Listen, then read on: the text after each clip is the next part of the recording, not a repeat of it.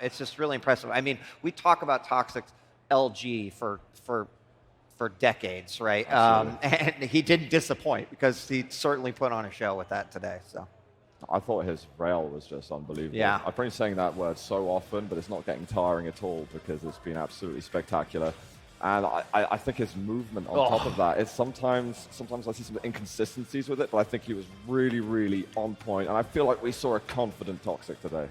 Oh, yeah, sometimes the machine just has to get online, and this was one of those moments. There's so many of these maps where he was on form, and you notice that consistently PsyGib kind of had the edge at the very beginning, but then the second Tox found his flow, it was over before it even began. yeah, I mean, you guys commented on the first couple minutes of that first match, and you know, even said like, okay, there's the record. Needle found the groove. This is kind of what we expect to see, and you know, it's just kind of a, I don't know if that's a frag movie or a highlight movie right now. If there was some bumping music behind it, then it's crazy to believe that's just highlights from one series and not an entire tournament either. yeah. Some remarkable play here in the third prize fight matchup. Just phenomenal. Man, I thought that actually for PsyGib, I think credit to him as well for giving such great games. I just think it was the last moment of two maps where he just got a little bit flustered, making some mistakes, and you give Tox an opportunity, he's going to take it. And he's here with us now. First off, Tox, congratulations. Big round of applause for his victory over PsyGib. 3-0, the first 3-0 that we've seen today. Everyone also predicted that you were going to be the winner.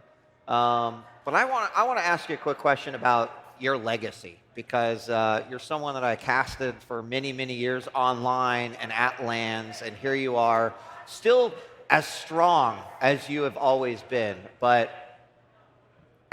what's it feel like to be here after all of these years still competing at this level? I really enjoy playing competitive. That's why I'm doing it. I have always find it very interesting to go to these tournaments, and it's something you look forward to, and it's why it's fun to like keep playing even back home, because you usually have something to play for, and that's what it's all about. Awesome.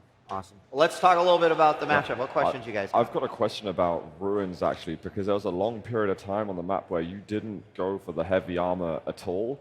And I was wondering, is this like an honest miss time at all, or is there a particular strategy that you wanted to hold the higher ground? What was the thinking behind it? I wanted to kind of cycle both items, but I tried to have a split between them. But it seemed like each time I tried to make a move, I was always eating like 2 direct rockets.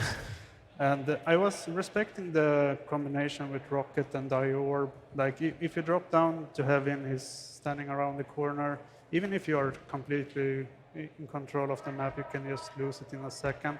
So at some point I was trying to play it a little bit more conservative, but he was doing a lot of ship damage all the time, so I couldn't really feel confidence to just rush into him. And I think he played well on Ruins. One thing I've always actually really want to ask you, especially from some of those maps that we just saw, is there are so many situations in those maps where it kind of looked like PsyGib had somewhat of an edge, but you just hit that one tiny little rail from an almost impossible angle, and you're obviously famous for doing those.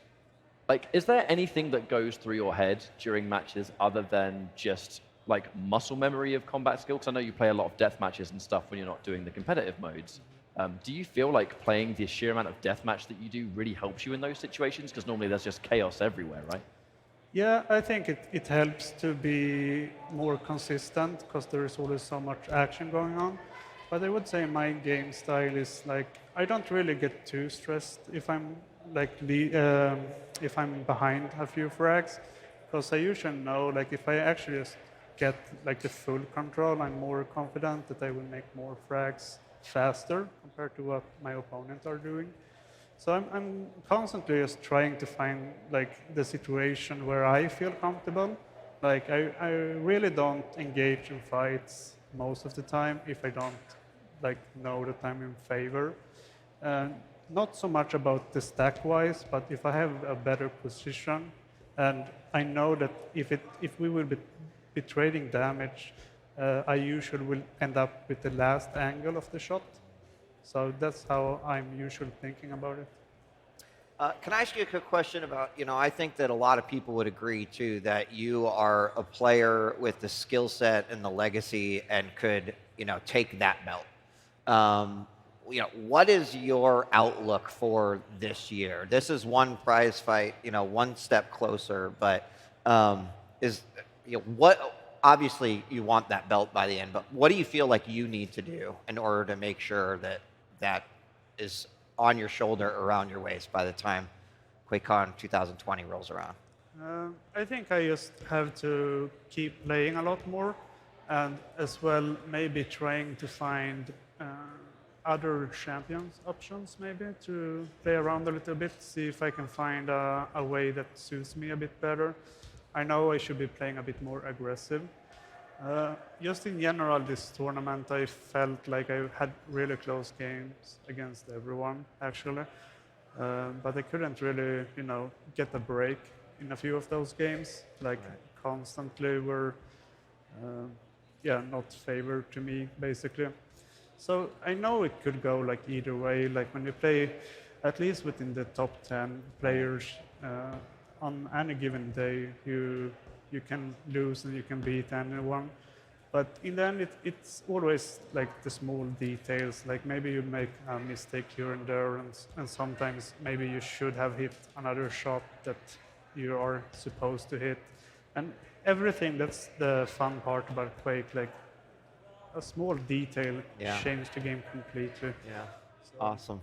Well, we look forward to watching your journey throughout this year. Ladies and gentlemen, one more time, give it up for Toxjq, the Terminator, and his win in the prize fight over PsyGib.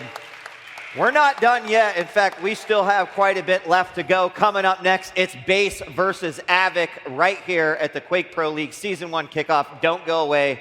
We'll be right back.